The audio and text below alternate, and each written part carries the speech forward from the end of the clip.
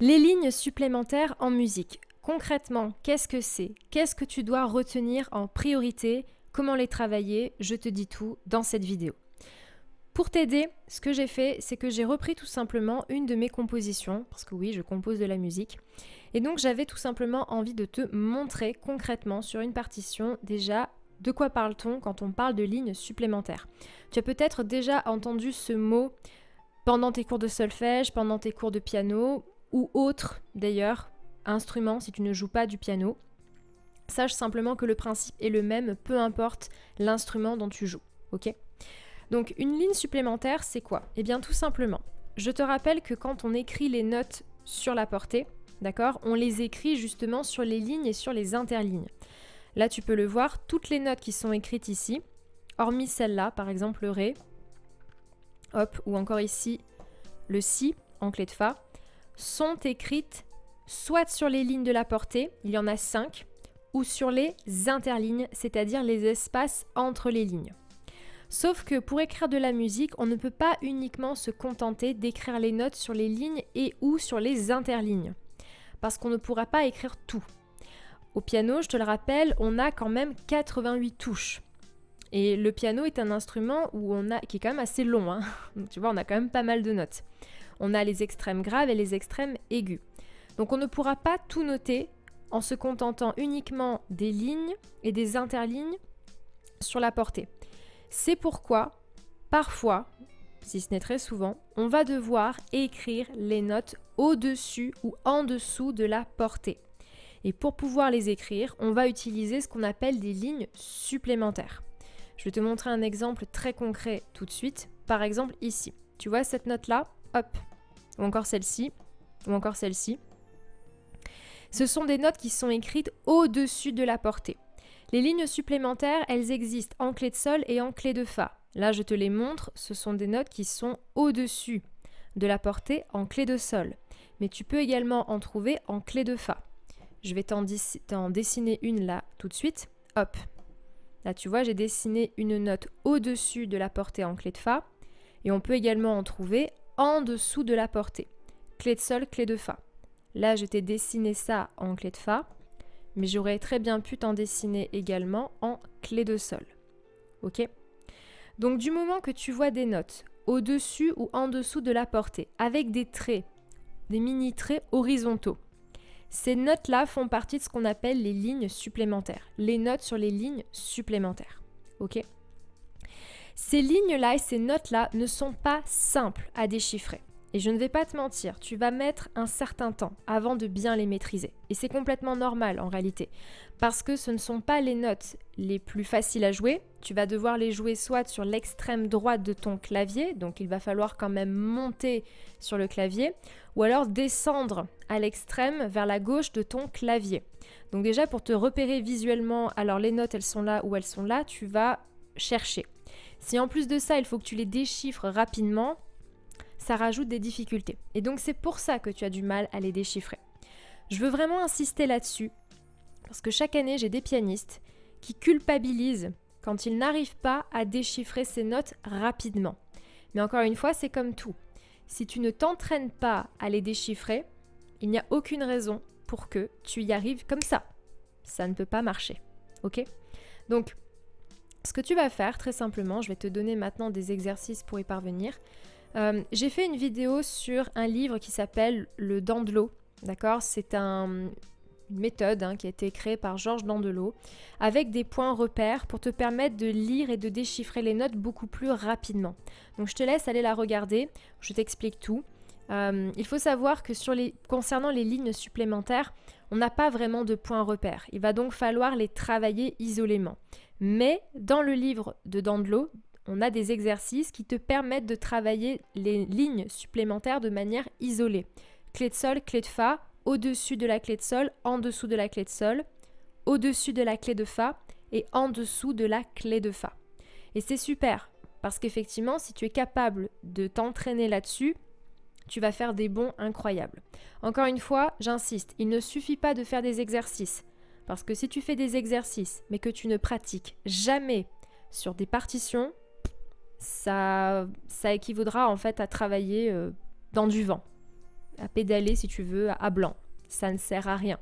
Ce qu'on veut, c'est que tu pratiques sur de vraies partitions. Donc, ce que je vais t'inviter à faire là déjà, c'est déjà d'apprendre à les repérer, parce que des fois, j'ai des gens qui ne savent même pas les repérer, donc c'est un peu problématique. Je vais voir si je peux vous en dessiner d'autres là. Hop. Donc, on va repartir là très simplement sur une clé de sol. Voilà, je vais te les dessiner pour te les montrer. Donc, tu sais déjà qu'en clé de sol, on a plusieurs points repères, donc je te les remets. On a le do, do de la serrure, do du milieu. On a le sol, on a le si. Donc celui-là, c'est un de mes points repères à moi. On a le do 5, d'accord? Sur ton clavier, c'est le 5e do. On a de nouveau le sol, qui est au soleil, donc c'est-à-dire au-dessus de la portée. Et à partir de là, à partir du sol, eh bien, il va falloir enchaîner les notes. Donc je vais te les montrer. Sol, la, si, do. On est sur du do 6. Je vais... Alors attendez, ce que je vais faire, c'est que je vais repartir de là. Donc là, je vous ai mis toutes les notes, vous voyez. Donc on peut monter comme ça très très haut, hein, parce qu'on a encore de la marge avec le clavier. Je voudrais également vous dire quelque chose. Jamais, peut-être pas jamais, mais il est très rare de trouver ce genre de choses. Hop. Quand on se retrouve face à ce genre de notes, où on a un nombre de traits qui est assez impressionnant. On a quand même 1, 2, 3, 4, 5, 6, 7 traits.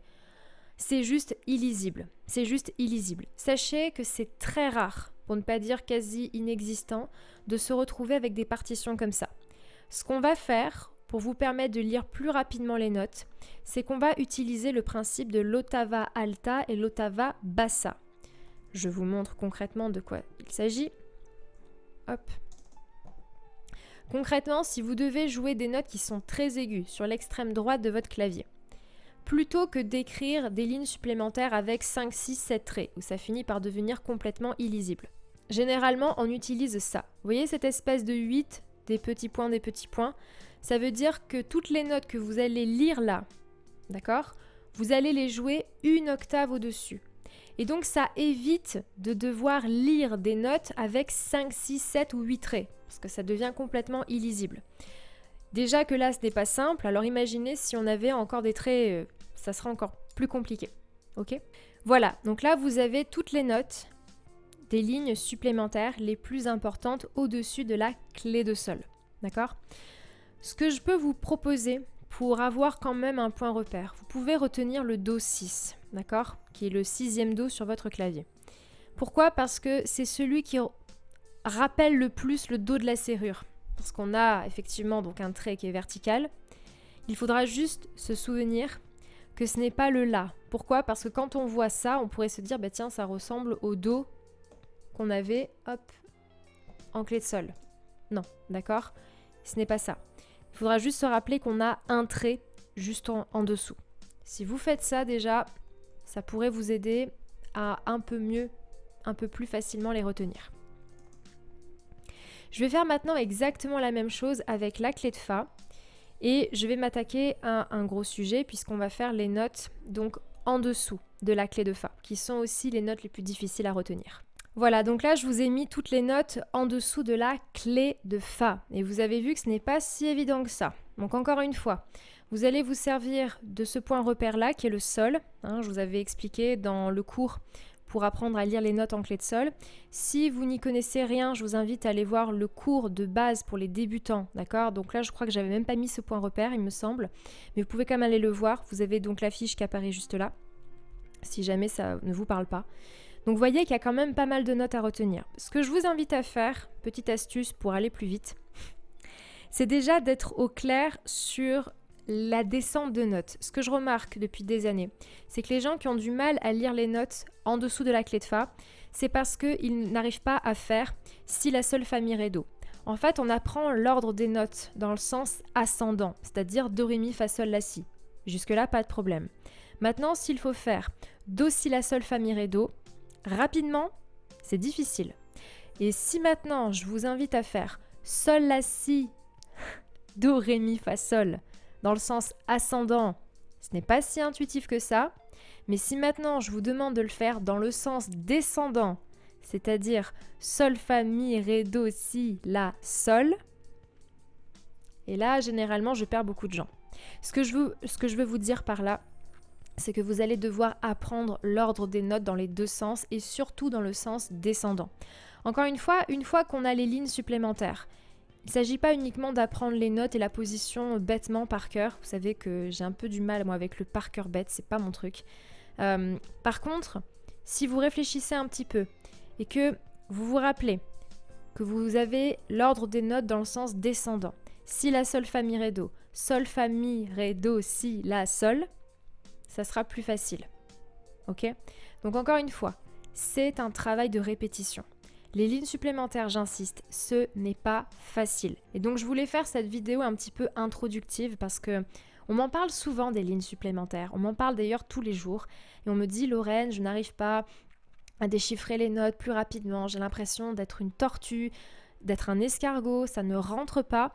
Et je vois des problèmes récurrents depuis des années. Donc essayez d'y penser et surtout appliquez. Parce qu'encore une fois, si je fais des vidéos mais que vous n'appliquez pas, il ne va rien se passer.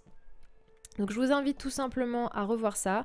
Je vous ai préparé un petit récap PDF, d'accord, que vous pourrez télécharger à la fin de cette vidéo, où je vous remets l'ordre des notes ainsi que le nom. Donc allez le voir, ça pourra vous être utile. Je te remercie d'avoir regardé cette vidéo jusqu'au bout. Maintenant, ce que je te propose, c'est de tout simplement télécharger ton récap qui se trouve dans la description. Donc c'est un PDF offert et ce que j'ai également envie de te proposer, c'est de rejoindre mon canal Telegram parce que j'y partage du contenu exclusif et premium avec les abonnés et surtout avec les pianistes et les musiciens les plus motivés. Donc on se retrouve de l'autre côté, tu as le tutoriel qui se trouve juste à ta droite. Prends soin de toi, applique tout ce que tu as découvert dans cette vidéo et dans les suivantes et je te garantis qu'à la fin de l'année, tu vas forcément avoir des résultats si tu appliques sérieusement parce qu'encore une fois, sans travail, pas de bras, pas de chocolat. Allez, à très vite!